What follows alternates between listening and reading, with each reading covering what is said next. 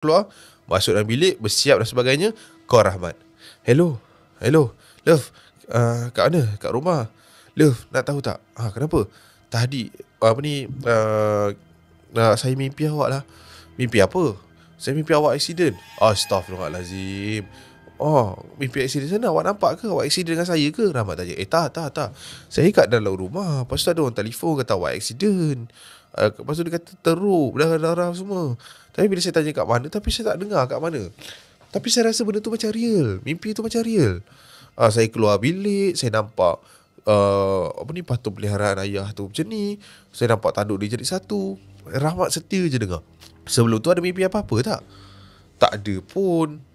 Tapi Hello? Dengar suara Rahmat daripada telefon. Ada mimpi macam ada lelaki datang dalam bilik. Okay, dia buat apa?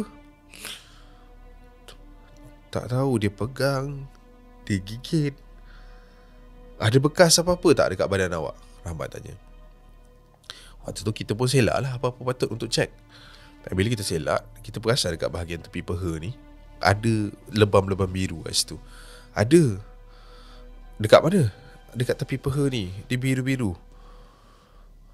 Dah bagi tahu ayah? Nak bagi tahu macam mana? Saya rasa awak kena gangguan ni. Rahmat cakap macam tu. Janganlah, takutlah.